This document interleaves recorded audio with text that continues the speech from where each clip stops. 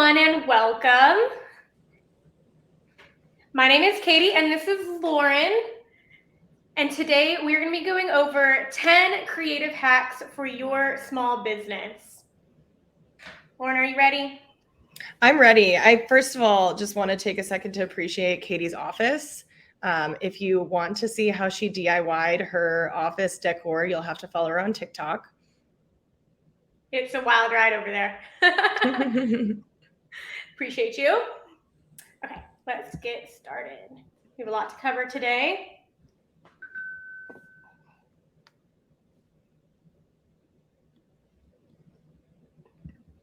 Wait for the screen share.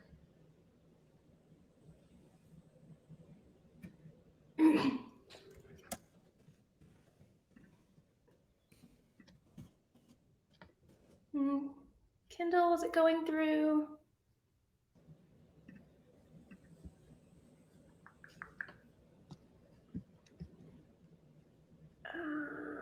Little technical difficulties. Yes, of course. Right off the bat, you know. It's always the first couple events of the season, but while she's pulling that up, I will kind of chat through who I am, who Katie is, and kind of our relationship with DSW. I was the track captain for arts and entertainment last year. This year, Katie and I are tag teaming the same track. So all arts and entertainment, kind of transitioning over into creative entrepreneurship and creative businesses. So that's kind of where we're going to be talking about that stuff today. And then for Dallas Startup Week, we have a lot of really exciting things planned. Not going to reveal our secrets quite yet, but lots of stuff in the queue, and really excited to kind of talk through some new innovative ways that people are doing branding creatively, doing their businesses creatively, and just kind of exhibiting that creative culture in Dallas. So yes, it looks like we're still trying to get the presentation to pull up, so bear with us. Let's see if Kindle's showing on her end. Yeah, she said not going through still. Okay, I'll export as a PDF. Let me see if I can do that. I'm a millennial. I should have this figured out. Honestly, I don't think that we're the youngest ones in the room anymore, Katie. You're probably right. Okay. Unfortunately. Okay, I'm uploading a file. Awesome. So do you want to do a quick little intro and just say what you do, Katie? I can go after you, unless you're... So I am a freelance creative director. I am a contractor. So I have all kinds of different clients. I have one in the Woodlands, a plastic surgery office. I have a almond milk brand that's local to Dallas called Nuala. And I contract with the DEC network too. So pretty cool stuff. Very close to home. Yes, definitely very close to home. Katie and I worked together at a creative agency a couple years ago, probably like 5 years ago now that we actually met. And she left to pursue full-time freelance, kind of work for herself, be her own boss. She's absolutely crushing it. More recently, I have transitioned into a role with more of a paid media agency. I work at Arm Candy. We're out of Deep Ellum. So we do anything paid, anything with a media price tag, we buy for our clients. So a little bit of a shift from the creative world into, still social, still digital, but a little bit different. So we love it. And yes, definitely. Yeah, it's creative. Hopefully. I feel like the creative track is a wild ride. It is, yeah. It's kind of like a free for all. You can really do whatever. So maybe we'll get like a rodeo person to do a presentation. I feel like that would fit aligned with Texas creatives. Yes, definitely. Still working on pulling this up. I'm working on it. Katie, if you email it to me and Kendall, I can try to pull it up on my end too. I am now. Whoever, it'll be a race. They're letting me share my screen. My Chrome, safety issues, I guess. I mean, we could just like completely freestyle it, but honestly, I mean, We want to get the cool visuals though. The visuals are where it's at. Okay, it should be sent. Maybe one of y'all can do it. Received. Sorry about this, everybody.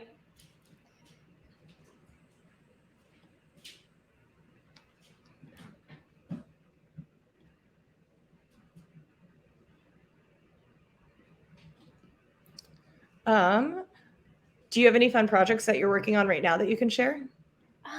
Yes. Oh, I have a really cool one I was working on today. They are a natural alcoholic beverage company, and instead of using like natural flavors, what a lot of companies call natural flavors are like kind of concocted in a lab. And so this brand really prides itself on the fact that they use actual real like fruit and fruit juice and puree, like not from concentrate. And they haven't even launched the product yet. Like they're still working on sample product and everything. But I'm doing the website for them, and I'm like so excited about it because I just like really believe in this, and I think that it's a really good step toward, more natural beverages in the future instead of, concocted in a lab stuff, honestly. Yeah. That natural, that's great. healthy lifestyle. Yeah, I feel like that kind of stuff is really trending. Also, like non-alcoholic beverages. I feel like that's another thing that's kind of taking off. We've had a couple brands reach out to us to do advertising, and it's a really unique space. I feel like it's going to be pretty innovative soon. Okay, I think it's working, isn't it? Kind of. The fonts are a little off. Yeah. It's okay. I sent the PDF too. Oh, okay. You want me to do the PDF? That might be easier. Hold on. Yeah, if you can, honestly, it'll look better.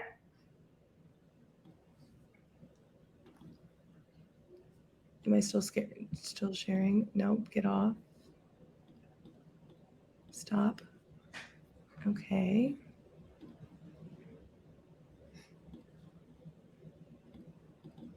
It's a big file. We have a lot of slides for you. It's only pulling up the keynote for me. You in your email? Mm-hmm.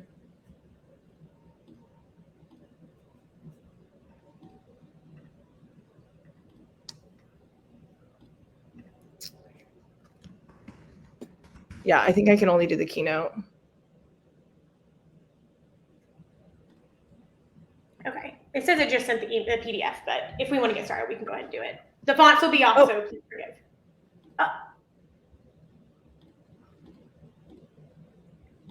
Hold on. Let me give it one more second. Okay. I'm refreshing my email to see if the PDF went through. We thought we had it figured out. You know what we did, but live. It happens. It happens. Okay. I feel like the keynote is going to be the winner.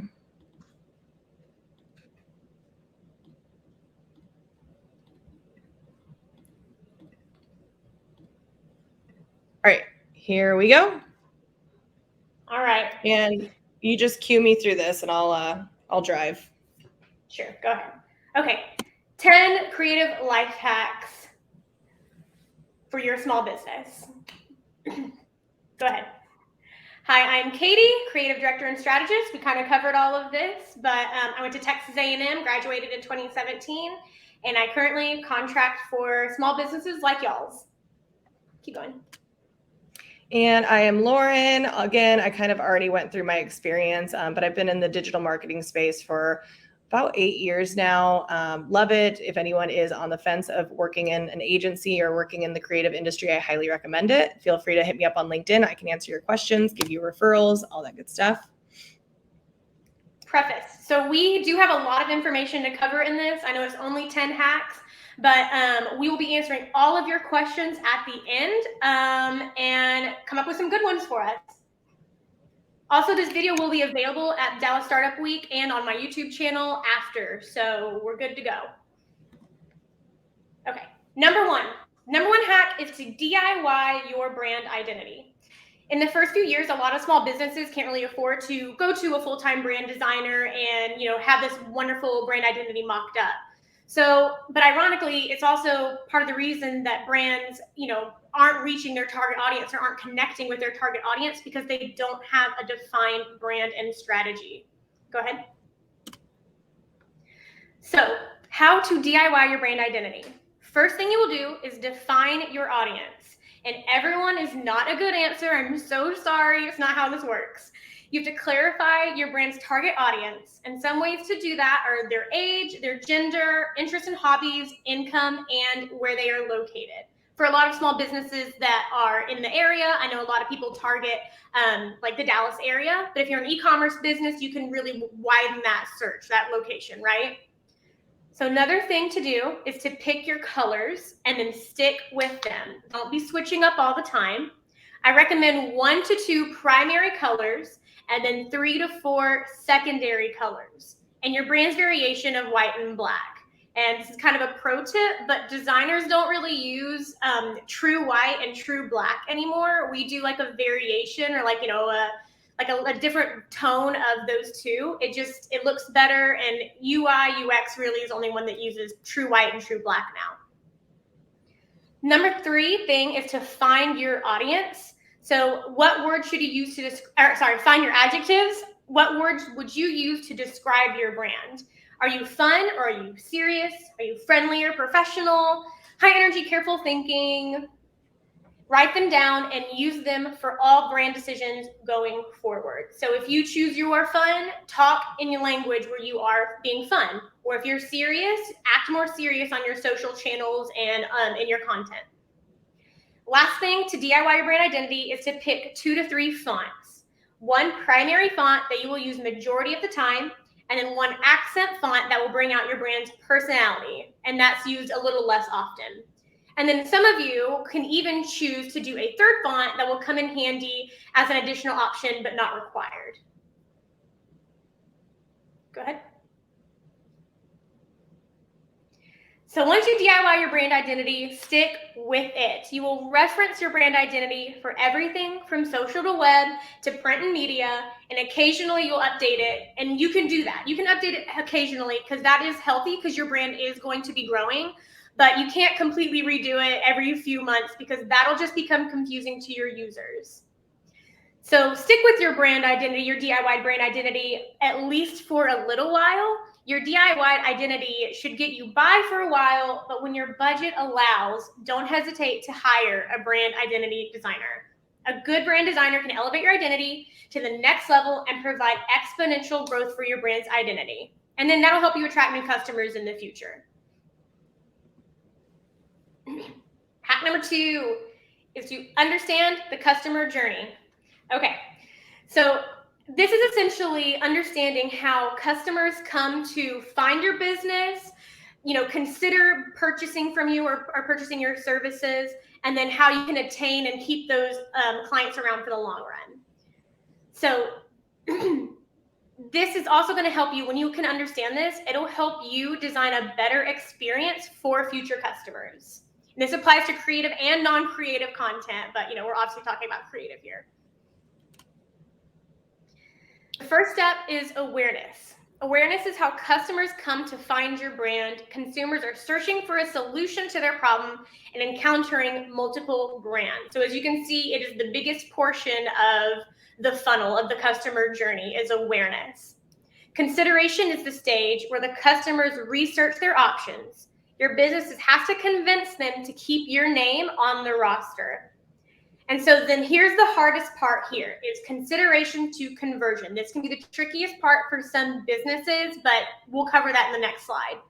Conversion prompts your customers to take action. For a lot of you, this is going to be booking a service or purchasing a product, but it could even be, a conversion can even be like subscribing to a newsletter or depending whatever your goals are for your business. And then the last part of the customer journey is loyalty. If you made it to this phase, it means you scored a conversion, congratulations, and a loyal customer is a happy customer. I am going to jump in and kind of talk about the paid media perspective here, which also really does apply to just organic strategy in general too. But your awareness tactics are going to be those tactics where you're hitting a large audience, a large number of people, and just kind of feeling out who might be interested in your product. So an example would be CTV, which is going to be like your Hulu, YouTube Live, any kind of streaming platform that has advertising. You could also consider out of home billboards would be an awareness tactic, or streaming radio, or even traditional radio. So the goal here isn't necessarily to get people to buy your product. It's more so to say, hey, you might be interested in my brand. Here's my brand. Come find us on our website. And then that moves them into that consideration phase where, now maybe they're going to your website, or they're starting to consume other areas of content. A consideration tactic typically is, YouTube videos, display, which is the little ads that follow you around all over the internet. Those are really good site traffic drivers.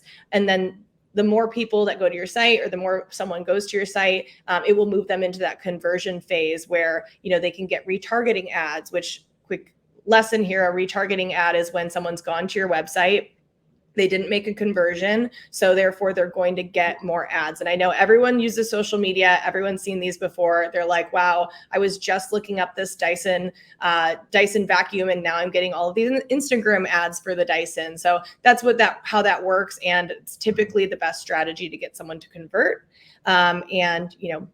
Naturally, social is going to be a very good conversion tactic. Another really great conversion tactic is doing Google search, because your customer is already aware of the product. They're already considering purchasing. So they just need that little extra push to convert.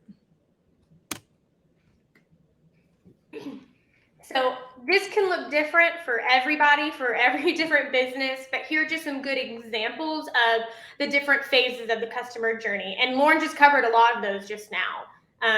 Definitely like the TikTok For You page and Google search, SEO, influencer content, paid ads, word of mouth, and blog content are all very good examples of awareness, how a customer comes to find your brand. Like what puts you on a potential customer's radar? Consideration, website visits, newsletter signups, social follow, retargeting them after they've already seen the first ad, retargeting ads then. And this is, trying to talk them into, hey, you should interact with us. We're pretty cool, And then conversion, prompts your users to take action. Give them a free trial, free consultation, a free service if you're a service-based industry. Offer them a sale or a promotion, 10% off your first purchase, something like that. That's a really good strategy to gain that conversion. And then lastly, loyalty. Again, happy customer, we love them. Email specials, especially like on their birthday, is a good example. First access, if you're e-commerce, first access to like product drops, customer surveys, and then, offer them 20% off your next purchase or service or something like that. These are all good ways to retain that customer and keep them coming back.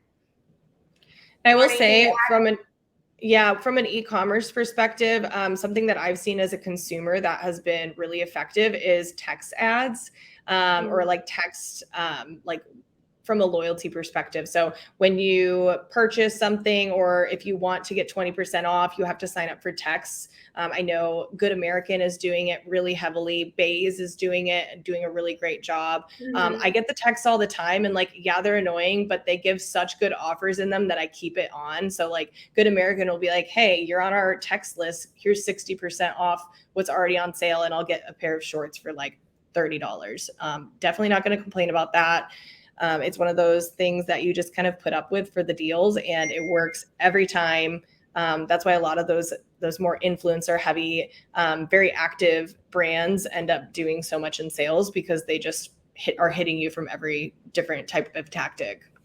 And I would say the texting thing too, to add on to that, another good thing, like even if the customer isn't making a purchase, it's keeping you on that customer's radar, like straight to their phone. Like they're not forgetting about you. Big facts. Oh yeah. Number 3, how to convert users with creative. I think this was like a heavily requested topic. So there are 3 types of social media content that you can post to drive conversions from your followers. And depending on your goals for your business and social media, the amount of each type that you post is going to vary. That's kind of just something you or your social media manager will determine, if you have one. The 3 types are educational, promotional, and shareable. Educational content helps you build trust with your audience. This is, posting, we'll go through examples actually, but promotional helps you sell your content, helps you sell your stuff. And then shareable content helps you grow. And we just talked about the customer journey. Educational has to deal with consideration. They're considering your product. And so this is talking them into, why you're maybe an expert on the subject, why your products are better. Promotional helps you with conversion. It's kind of what we just mentioned before. Offer them a sale, discount only for Instagram followers or whatever. And then shareable builds loyalty and awareness, because if your follower shares you to one of their friends, we consider that loyalty. But then they're sending it to a friend who maybe doesn't know you, then that's gauging awareness. That's bringing you in new awareness. So we love shareable content. Mm-hmm. And the reason that there's these 3 different types, and it's so important to kind of remember to diversify your types of content. If you're always doing promotional, people are going to get really sick of you, especially in the social media era. It's really important to educate your customers, because if they feel like they're always getting sold to, they're not going to respond, they're not going to convert, which is where a lot of the more storytelling, shareable, educational kind of content has come into play. Definitely. So now we can go into some examples of each type. The first one is educational. We have a class pass one, goes over the different, just Pilates 101, different things you need to know if you're going to Pilates and you've never been before. We have Versed skincare routine for acne, and this highlights all of their products, but it doesn't do it in like a super promotional way. It does it in a more educational way. And then here we have Later, still educational content. Later is a content management, it's content scheduling platform. And so it's just giving their followers more information on trends and things going on in social media these days. Promotional. Oh, it says reviews are great down there. Your biz is awesome. Show them why. We love reviews. We love testimonials and pictures like this. But we try to make it not too salesy. Like Lauren just said, we don't want to get bogged down with too many sales, too much promotion. So try to do it in a natural way. And again, I will reiterate this one more time. Reviews are so good. Reviews are just testimonials to like why you are so good. I'm repeating myself, but and it's easy content. It's low hanging fruit. It's easy to screenshot a review and just put it in a cute background, and you've got a great post that is most likely going to convince someone to purchase. I think that when it comes to user generated content and reviews, it's almost the new form of like word of mouth, right? Like, of course, people still talk to each other, but a lot of people are going to get their recommendations from other users online. So it just kind of helps people understand that like other people think that you're cool. So you should also purchase from them. Does that make sense? Exactly. It's like Amazon. Like whenever I go to purchase something off Amazon, before I even read the product description, I go scroll down to see what other people are saying about the product, and you utilize that for your own business too. Mm-hmm. Yeah. Shareable content. We mentioned it before. We love shareable content too. Send it to a friend, tag a friend, stuff like that. But you can relate all of these to your business. Of course, like the Kula one here in the middle. What's your holy grail Kula product this summer? Stuff like that. And shareable is fun, and it's a good way to, again, promote your product, or your business, but not be too salesy. Mm-hmm. So get on the meme game. Meme game for sure. We love memes. We love a good meme game. Hack number 4, how to create quality social posts on a budget. And there are so many different styles and kinds of content out there, but we're going to dive into just the most popular, which is graphics with a mix of photo and photography.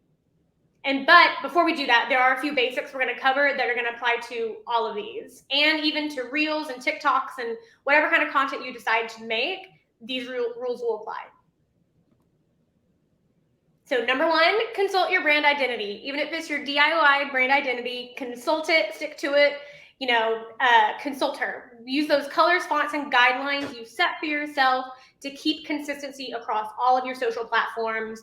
Consistency looks clean. Next thing you'll do is ask yourself, what is the purpose of this post? Kind of like we just covered. Are you trying to pass on some information to your followers in the way of educational content? Are you promoting your services? Define what you want to achieve with this post. And then lastly, find visual inspiration. You don't have to go recreate the wheel with every one of your social posts. You need to you can gather inspiration from your content. It's okay to reference other brands' content as long as you don't completely copy it. Don't copy stuff, but using inspiration it's honestly a productivity hack too.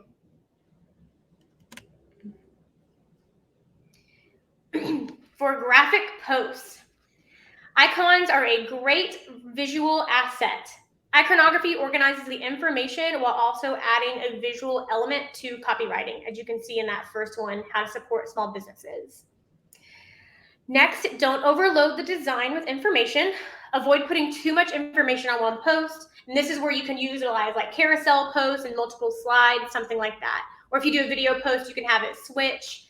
There's a couple of different ways you can achieve that. Just try not to overload. Try not to fit everything in one little square, right? Next thing is illustrations are in. Similar to icons, but better. Illustrations are a wonderful visual asset that you can substitute for photography. And there's a ton of different free illustration references on websites, which I will go into that actually later.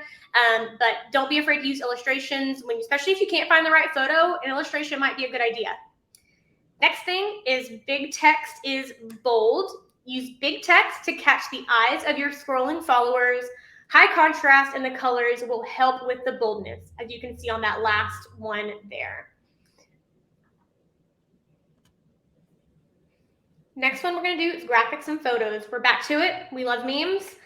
Besides the fact that meme content is great for engaging and sharing, memes can relate to any one of your industries. If you're just a little creative with it, you can make it relate to any one of your industries. Or don't. It can just be lifestyle content and just be fun. Next, you can utilize graphic elements. You can turn an average photo into a stunning photo by adding graphic elements like stars, leaves, or anything that fits your brand. And this might not work for every brand depending on your identity, but for most, this generally will work, and it's just kind of a fun graphic element. Next thing, you can add text on photos. Adding text to a photo will draw the user's attention to the copy and captures their focus a little longer. And I mean, especially when people are scroll heavy on social media, you want something that's going to stop the user in their tracks and make them pay attention. And of course, the text also relays information. And then lastly, Twitter style posts are very easy to make. I think we saw 2 of them even on the shareable content. No Twitter account needed. Make relatable jokes or use a design as a customer's review. Canva has a bunch of good templates for that too. Canva does? Yeah. They have it all set up for you. That's really nice. I actually didn't know that. Photos. I think this is probably what a lot of people are wanting to learn about. Photography. Keep it simple. Solid or neutral color backgrounds that fit your brand identity will keep the user's attention on your subject, whether it's a product or a person, and there's no reason to overcomplicate things with photography. Make sure to use soft, even lighting when you're taking these photos, because harsh lighting can make it really hard to edit your photos in post-production, and it can make your colors a little wonky. So you can try to use natural light, or a ring light is a really easy fix for this. Everyone has free access to natural light. And I have an influencer hack for the lighting. So I used to follow this girl, and she said that she would find the light where a shadow meets like is on the ground. So you find the shadow on the ground and then you stand just in the shadow. But then the sun is still like getting your face, and that's going to be the best lighting every single time. So like take that into consideration, even with like products or something. You want to find like the edge of the light, because that's where things are going to really be illuminated. You're not like in the focused harsh light, but you're not like too much in the shadow. It's that middle ground. I should have written that down. It works great. Next thing, you can experiment with angles. Flat lays are super popular for product photography. Low angles and close-ups. Just experiment with different camera angles, and that'll give your content some variety. And then, of course, use props. Props like plants, veggies, a coffee cup, a phone, a notebook. There are so many different ideas that you can use that will make your photography look natural and candid. I like to call this lived in, and it just makes it look candid. I like that, lived in. Lived in. And side note, professional cameras are not required to take good photography, especially with like these new iPhones and Samsungs out. Like the quality is amazing. So you do not need to go buy a DSLR. You can use your iPhone and just have good lighting, and you're kind of set. Number 5, free resources. We love free resources, can't get enough of them. And these are like good ones too. These aren't going to be super stocky. So I know so much content, not enough time. These will help you save time with creating content and gathering content ideas. Yeah, help with your productivity too. Photography. So these are my favorite ones. I'm not even really going to dive into them all the best. You can take a screenshot or watch this back later. Again, these are not, I would say out of this list, the ones that feel the most stocky is probably going to be Free Pick, but they have a really, really big library, and not all of them feel super stocky. So these are all great assets for photography. Love Unsplash. Love Unsplash. I think actually a lot of the pictures from this are from Unsplash. Icons and illustrations, especially to use on like your educational content. Flat icon, icons 8. These are all great ideas. Again, Free Pick is on there. Free Pick has a really big library. Yeah, use them for illustrations too. So creative creation. If you decide to rely on iconography and illustrations regularly, pick similar styles to make your creative look cohesive. Canva is great. It's free. It's great. It has all the different. It has the sizes you need for social, like measured out. And I've only just started using Canva, and it's already pretty great for people, especially who don't have a really good design and background in design. Oh, I'm an OG Canva user. I can't believe that but you have a graphic design background, so that makes sense. I have Adobe, but you're a professional. I will say the coolest thing about Canva from, my perspective, I've managed social media accounts for a really long time. They always are really quick to get with trends. So if something's trending and you want to recreate that, more than likely they're going to have a template that will allow you to do that. They even have like scrollable carousels. So, when you see like the first picture has some information and then it's like scroll to see the rest, they have all that laid out for you already. So you can just kind of like change the text, change some of the images, and you've got a carousel, like great educational piece at your fingertips. Canva makes it really easy. So if you're making creative or content for yourself, jump on Canva. It's going to save you a lot of time.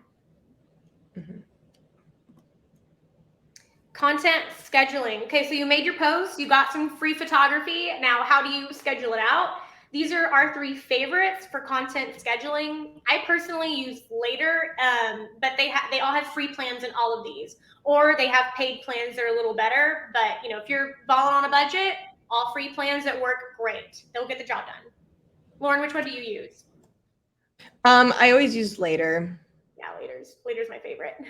Honestly, too.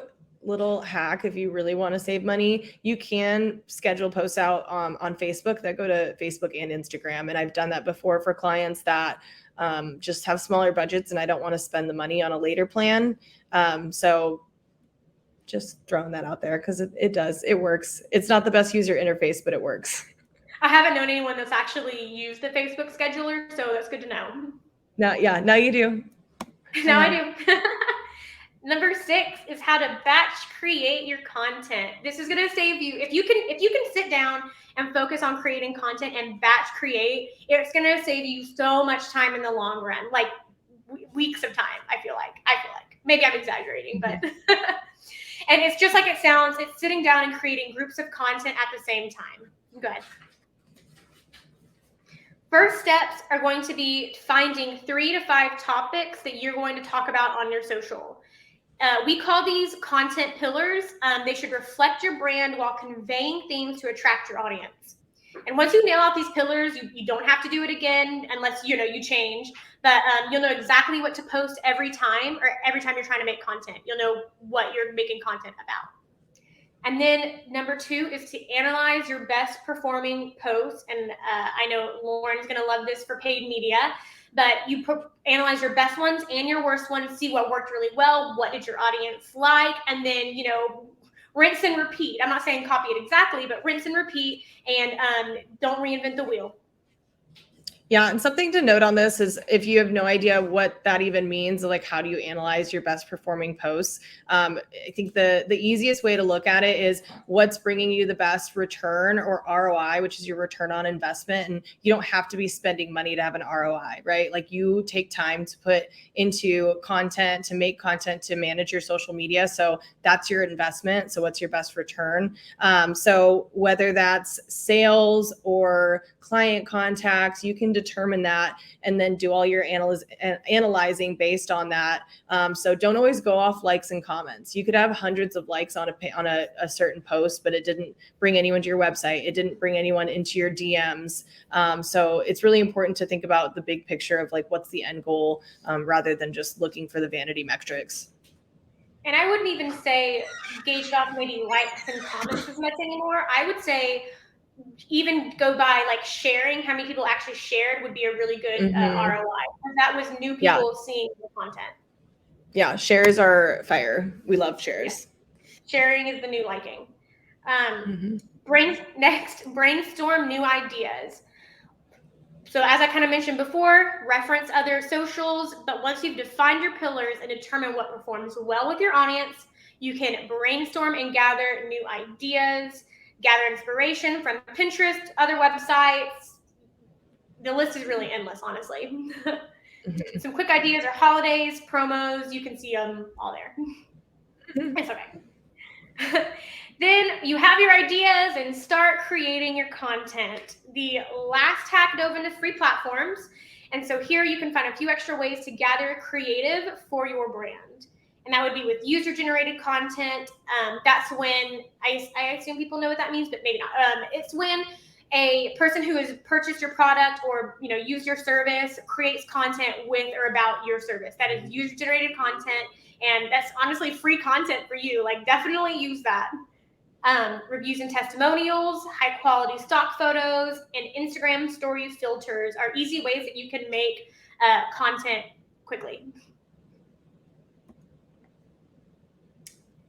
So then you will write your captions after you're done. And actually, writing captions, depending on how your brain works, you can write captions first and then create the creative. Or again, I work this way. I make the content and then I write the captions.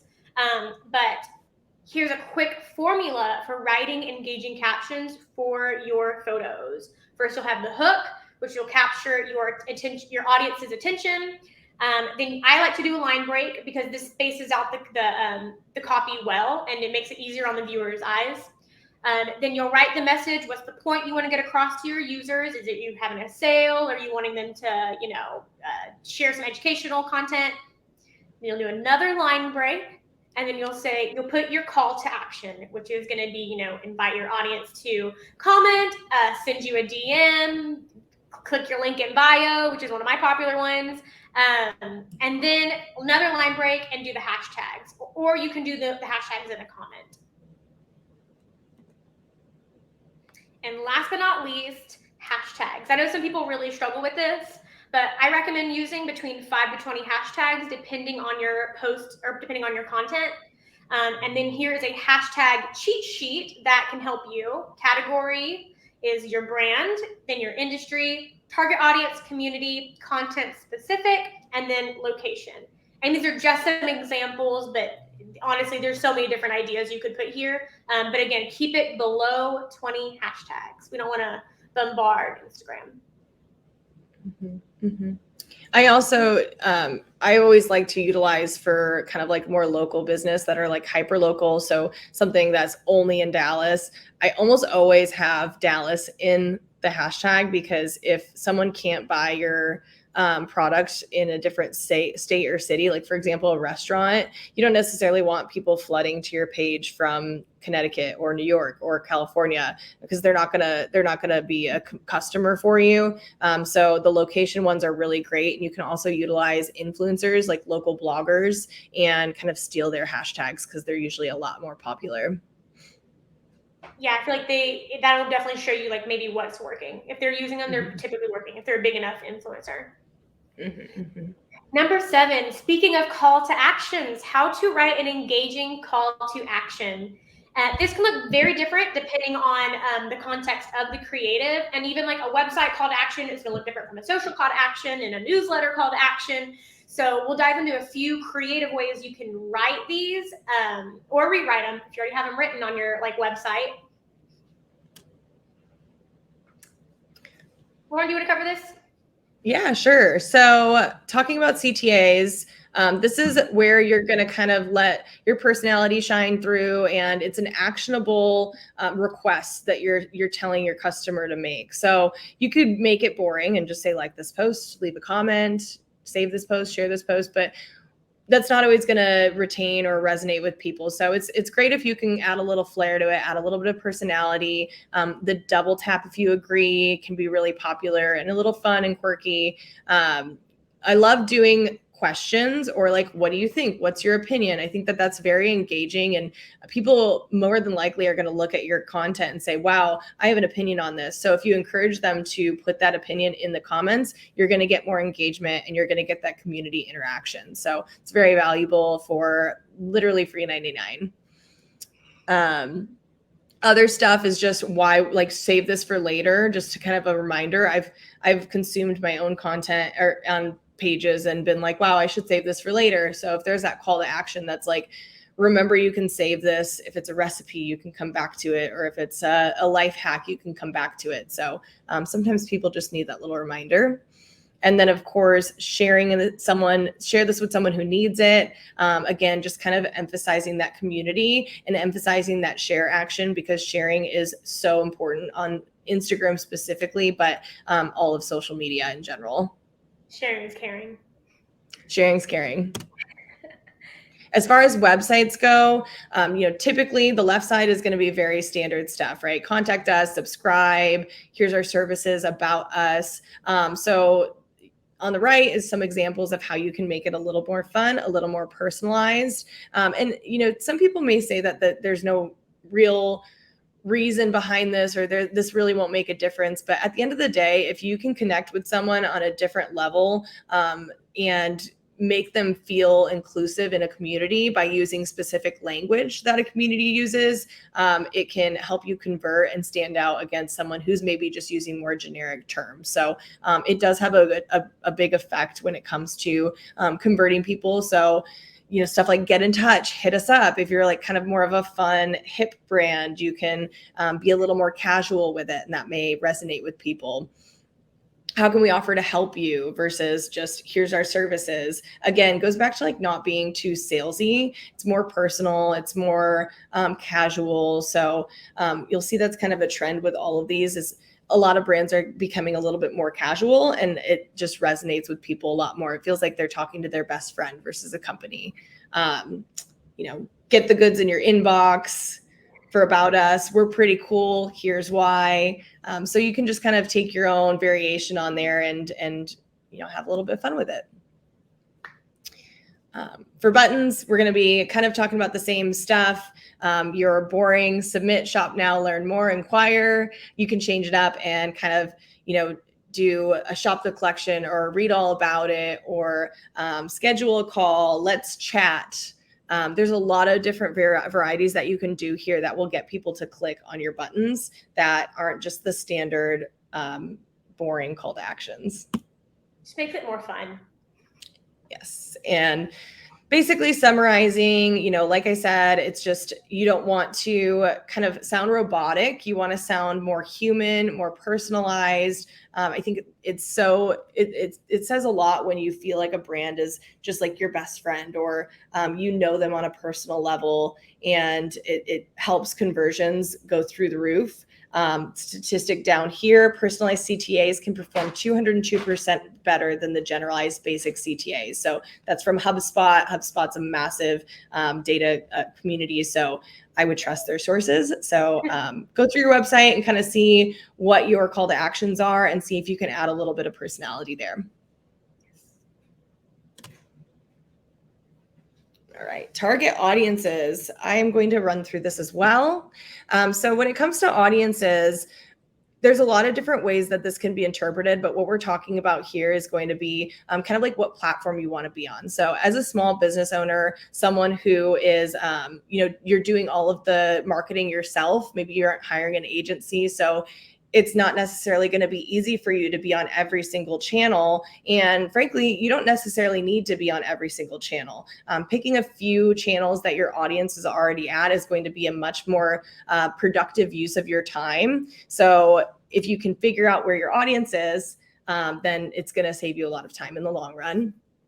And we're going to just narrow it down to the big 7. There are more social media platforms than just these 7, but these are kind of like the main ones where a lot of consumers are going to be and where a lot of businesses are hanging out. So, of course, you've got the big Facebook, Instagram, Meta family, TikTok, which is a newer player in the game, absolutely crushing it, Twitter and LinkedIn, Pinterest and YouTube. So we'll dive into all these stats in a little more detail.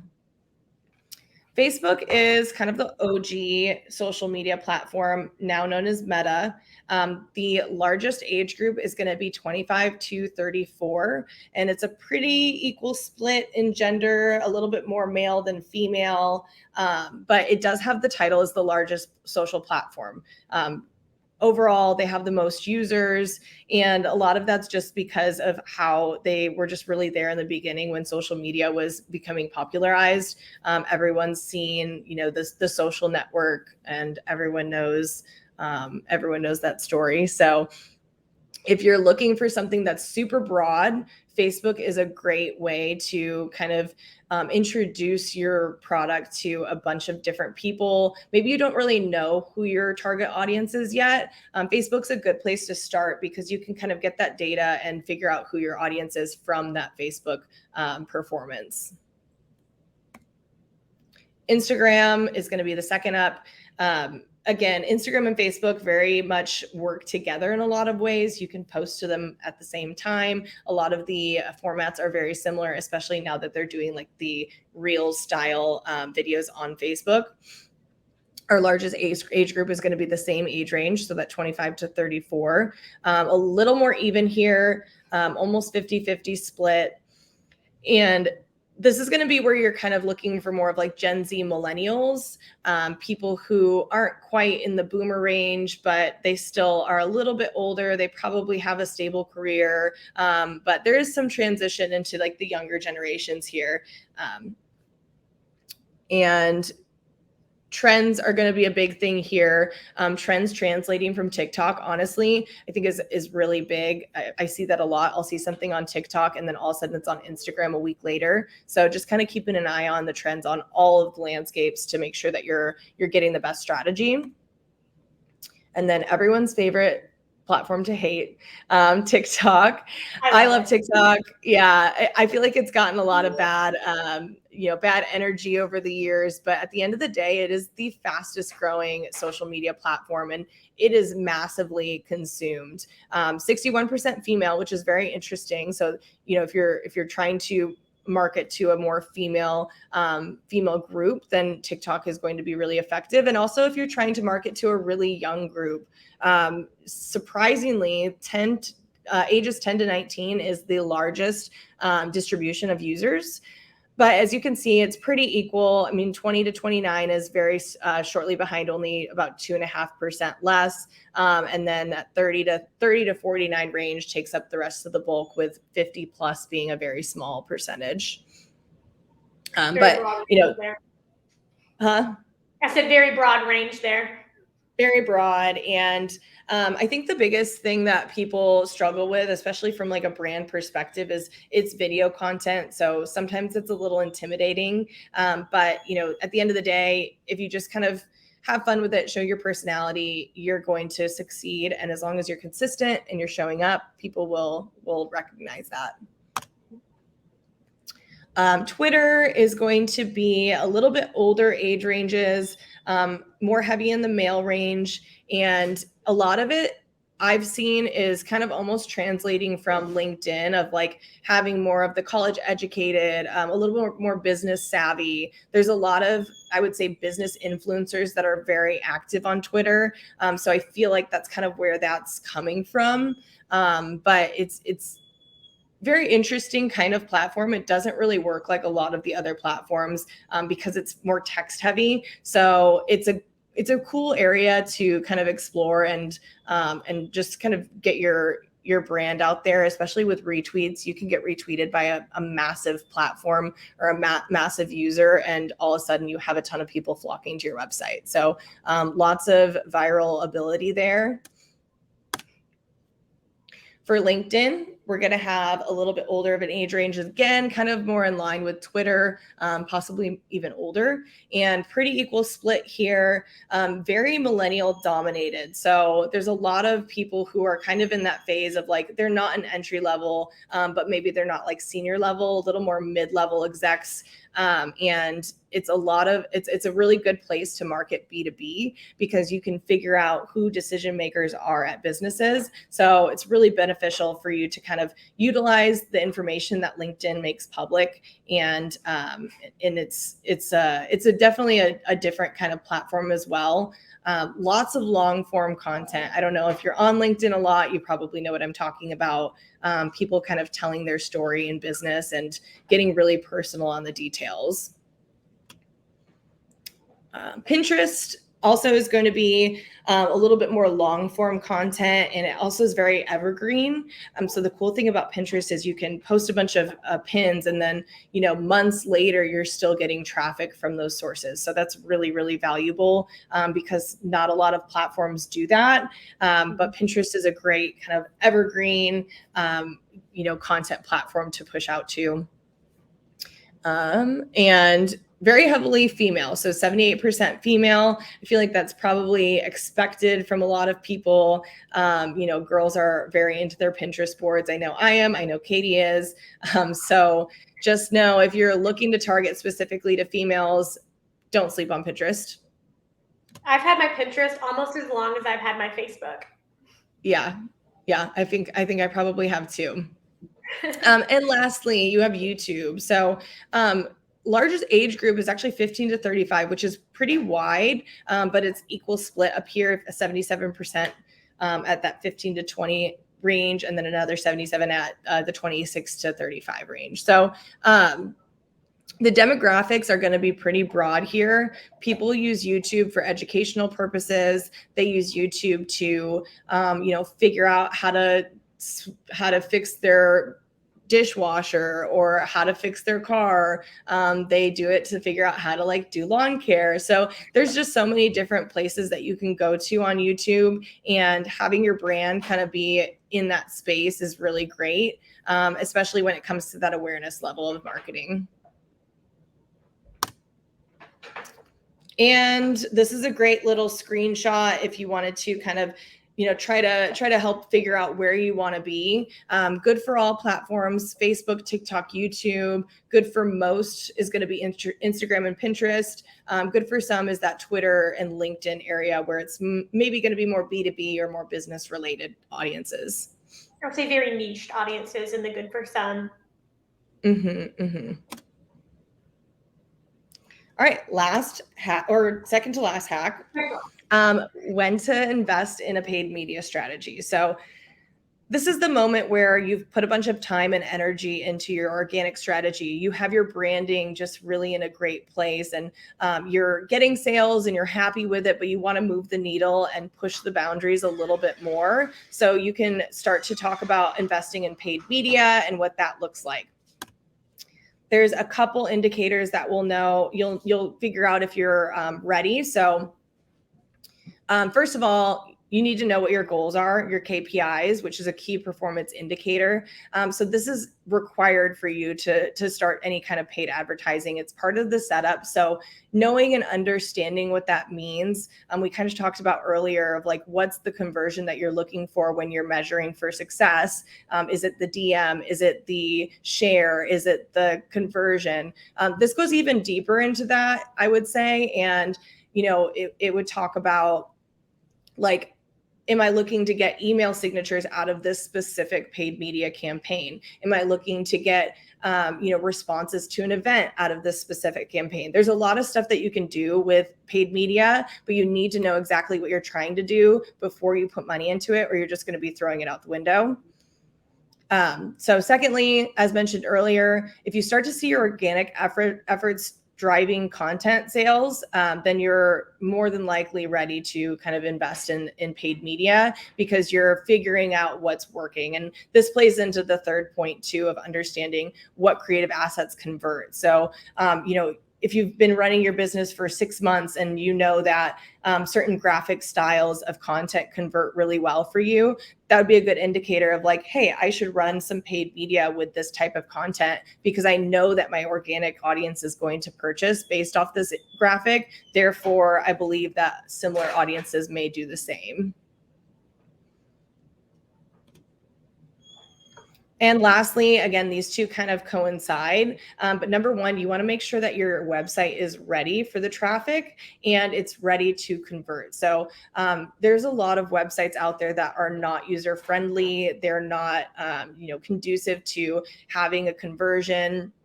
And it's a total waste of money if you put all this effort behind paid media, start driving hundreds of people to your site, but then they can't figure out how to check out, or they can't figure out how to contact you. So knowing that process, knowing that user journey is really important before you try to drive any new people there. And you can do audits. You can have a professional like Katie look at your website and give you some tips on how to make your website a little bit more optimized for conversions. You can also just ask your friends and family and say, hey, if you went to this website, would you know where to go to purchase something or to contact me? I think that's a really easy, quick way to kind of get some feedback. User testing, that's what that's called. User testing from our dev friend here. And lastly, make sure that you're ready to support the increase in sales. So whether you're e-commerce or you're a service-based business, this is really important to think about, because if you're driving, hundreds of sales, but you only have a limited amount of inventory, or you only have a limited amount of time of bandwidth to take on clients, then again, you're really just throwing money out the window, and you're making a bad experience for the user that wanted to purchase from you, because you're most likely going to have to turn them away or cancel their order because you just can't handle the capacity. And last hack, KDP, take it away. Remember that you cannot do everything yourself. And I am guilty as charged. I really am. But we think we have all the time in the world to tackle everything on our list and every challenge being thrown at us, and we do not. And that is okay. You can ask your community for help or hire a professional that can allow you to focus on what you're good at. I mean, we all need a support system. So one way is to get involved. Dallas Startup Week and the DEC Network have an amazing community of professionals, and we have all kinds of different backgrounds. And so consider joining the community. You can go on happy hours. You can meet other people like you, networking events, mentorship opportunities if you need that. These are only a few of the perks, but we love DEC Network because they are always here to help entrepreneurs like all of you. You can join the community there. You can see dec.co. And don't forget to register for Dallas Startup Week. Yes. And lastly, hire out. I know we can't all be professionals at everything. Like, I can't do accounting. I think I can, but I cannot. But there are contractors and freelancers, all over Dallas, and even wider than that, whose sole purpose is to help small businesses scale and grow. Like, you don't all have to be professionals at designing. Like, that's not, hopefully not all of your jobs. But here's some good places to find contractors like me, like Lauren. DEC Network, word of mouth is great, especially if you know someone. Everyone knows a designer, I feel like. I get that all the time. LinkedIn, Facebook groups, networking events, and then there are some freelancing websites. I can't say, though, this is the caveat, I can't say I'm always going to recommend the freelancing websites, but it is a resource for some of you who might need something quick and cheap. Mm-hmm. Yeah, I will say I'll agree with you on that one and say that Facebook groups at the end of the day, they're so resourceful. They're so valuable. I've gotten work from Facebook groups. I've given work on Facebook groups. So would really recommend joining one if you are in the creative community and just getting your name out there and look for people who are looking for help and see who you can connect with. I would say if you're in the creative community, or even if you're not, there are so many Facebook groups. Like if you think of it, there's probably a Facebook group for it. So get involved in Facebook groups, and someone can point you in the right direction of whatever you need, even if it's not. I mean, I'm in like 6 Vizsla Facebook groups for my dog. That is my dog breed. So yeah, there's a Facebook group for everything. Everything. That's it. Stalk us here. Check us out. Send us a message. You know where to find us. You know where to find us. Now it's time for questions. This is the fun part. How can I get help starting?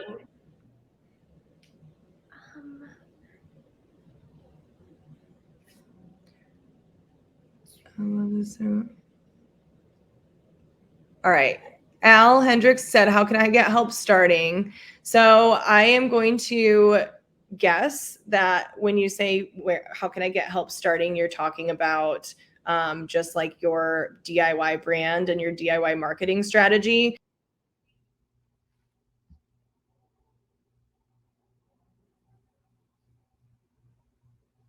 Did we lose Lauren? I think we lost Lauren, so just keep going. You can answer these questions. We'll see if she can get back on. Sure. I was like, wait, what happened? How can I get help starting? So, in terms of how to get started with your brand identity and your with your creative, I would think, and I think this kind of applies to everyone in this case. I think just start. If you wait around for perfection, it's never going to find you. If you need to get started, look up inspiration on, especially for your brand, you can look up inspiration on Pinterest, it's other social accounts, kind of what we were mentioning earlier. I think those are all really good resources for figuring out what you want to achieve with your brand. Because you probably already know your target audience, I assume, depending on your product or your service. And if not, then you might need to figure that out step 1.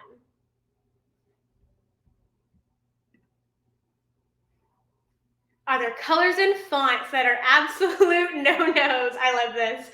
Font-wise, Papyrus. Graphic designers do not like Papyrus or Comic Sans. But I think but I'll stop myself there. I think it's a good mix to have a serif font and a sans serif font for your brand. It gives, especially if you want to go for more serious, go for a serif font. If you're more fun, go for maybe a sans serif. And you can Google that and figure out what it means, because I can't really pull up an example. But color-wise, I wouldn't even say there are really any colors that are a no-no. It's all personal preference and what works well with your brand and what can resonate with your target audience. So fonts, there are no-nos. Colors, not really. What's the best way to gain exposure and awareness of my business? So a few slides ago, I know we mentioned definitely social media. There are a lot of ways. The best way, this can really depend on what your brand goals are and where your target audience is. But I think if you want to gauge brand awareness, I would look at where your target audience is, and I would start making content that your audience is already kind of looking for or feeding off of, if that kind of makes sense. Because it'll start putting you, or your videos and content will start getting recommended to your target audience. And that's a good way to start building that awareness and just start getting your content on the map, honestly. Okay, next. How much is too much on a graphic? Is there a rule of thumb? I wish I could pull up like a visual for you for this. I would say no more than 50% text. Actually, I know it's kind of funny. This is a side note. Facebook ads like really limit how much text you can put on one of like a Facebook ad, but you can do more than that. I think Facebook's rule is 20%, but I would say keep it maybe under 50%, and you can use a variation of text size so you can like highlight what you really want your user to see. Under 50%. That's my general. Have y'all used Buffer? Is that one still around? I'm gonna Google this, honestly. I'm not sure what Buffer is. Oh, it's a social media toolkit. No, I haven't heard of that one, but I will definitely have to check it out. I haven't heard of it. Well, thank you everyone for all of your questions. I'm sorry we lost Lauren there at the end, but I mean, I guess. Thanks so much, Katie and Lauren. She's somewhere out there, but thank you so much, Katie. You are awesome. So many great tips, so many great hacks. You guys can see Katie and Lauren at Dallas Startup Week. You can register for Dallas Startup Week at b.link/DSW22 now. It'll be August 7th through 11th at SMU. Thank you again, Katie. Thank you, Lauren, wherever you are. So many great things. And you guys can rewatch this on the Deck Network's Vimeo accounts, but it'll also be on demand at Dallas Startup Week. So you'll have to, if you missed anything, you'll have to rewatch it. But all that to say, thank you so much, Katie and Lauren. You guys are awesome. Thank you. Thanks, everyone. Bye.